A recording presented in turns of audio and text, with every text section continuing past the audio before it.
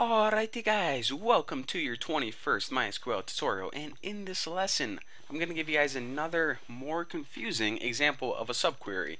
However, once I show you guys this example, it should pound the idea of subqueries through your head so hard that you couldn't forget it if you wanted to. So in this problem, what we're going to be solving is we want to find out which seller has the cheapest frogs. So of course we know that if we go over to our items table, there are a bunch of different sellers with a bunch of different frogs, but we want to find the best price on them. So let's go ahead and hop over to where we type in our queries, and in order to solve this problem, again, let's break it into a couple steps. The first thing we need to do is find out which sellers are even selling frogs.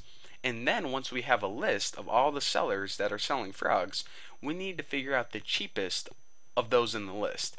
So again, like I said, the first thing we need to do is get a list of the sellers that are selling frogs.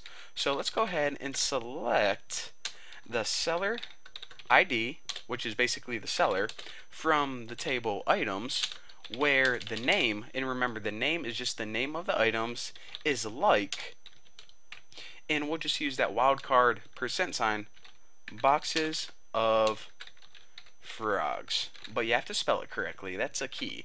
So let's go ahead and search and see what we get up with.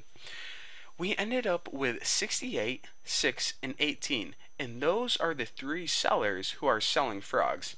Now, even though whenever we get our results in MySQL, it presents the results as a table with a column 68, 6, and 18. But not only is this a table, but this is a list as well. So therefore, you know how I told you that in some functions like concat you use a list, and whenever you use the keyword in you use a list? Well, you can also use this entire query right here, and it will treat it as a list as well. So basically, whenever we use a list in MySQL, we can just go ahead and plug in this query instead, and therefore a query inside another query, inception, aka subqueries, but it's just so much funner to say inception. So now let's go ahead and copy this entire query. I already have it copied. So basically, we solved step number 1. We found out which sellers are selling frogs. So hopefully you copied that query.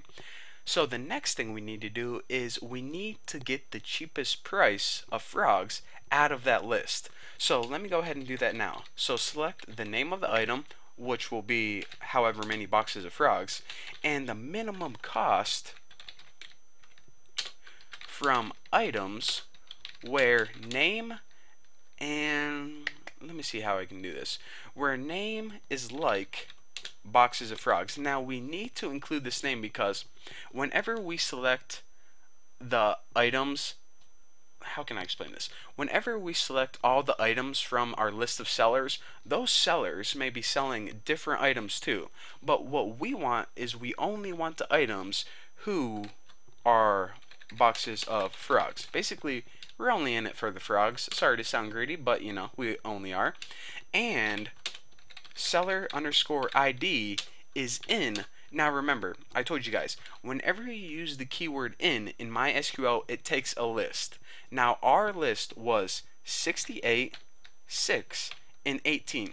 Those were the three sellers. So basically we're saying, okay, give me the name of the product and the minimum cost from basically all of the items on our website, but the name has to be like boxes of frogs, so basically they have to be boxes of frogs, and the seller has to be one of these sellers.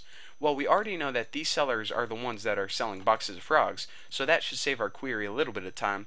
Now whenever we hit go, we see that, okay, the cheapest boxes of frogs that we can buy is 3 boxes of frogs for $30 and basically 50 cents. However, instead of having to type in this list every single time, we need to add a subquery in here, because you know what? Whenever our users that are actually using the website are looking for information like we just did, we're not going to be there every single second to monitor what they're doing on the website, and whenever they find a list, we can't type it in manually for them. So in order to do something like this, we need to add a subquery as a query in here. So go ahead and copy that query that you have before, and remember, this is the very first query that we ran. This is what returns 68, 6, and 18. So remember from last time, MySQL works from the inside out. So not only whenever, well, I want to mention this. In the last tutorial, it figured out one value, but it could also figure out a list of values as well. So again, the first thing MySQL is going to do whenever it runs a query is it's going to figure out what's in between the parentheses. So it runs this query first, and it gets the result of 68, 6, and 18. So basically, it runs this entire query, but when it gets to this, it's going to treat this query as literally the numerical values 68, 6, and 18. So select the name and minimum cost from items where the name of the product is like boxes of frogs and the seller ID is in the list 68, 6, and 18. So now let's go ahead and run this and we should get the exact same result. So how awesome is that? Basically you plug in a list. How can I say this? Take a deep breath. Basically, instead of typing in a list manually, we just plug in another query and it treats it as a list. Simple enough. And I want to mention this. I won't show you guys an example because if I do, you're probably just going to stop watching my tutorials. But we can also run a query within a query within a query. So you know how I put one query inside another query? Well, we could also put another query inside that query and it would be like 3 layers deep. If you ever watched the movie Inception, you know exactly what I'm talking about. By the way, I really like the movie Inception. I probably should have mentioned that. But I won't show you guys an example of that because if I do, your brains are probably going to explode. And no one really does that anyways. Whenever they're doing complex queries like that, like 4 or 5 subqueries deep, it's easier just to use join tables, and I'll show you guys that later on. But anyways, I'm going to do you a favor, and I'm going to shut up right now, and I'm going to be done with subqueries for now.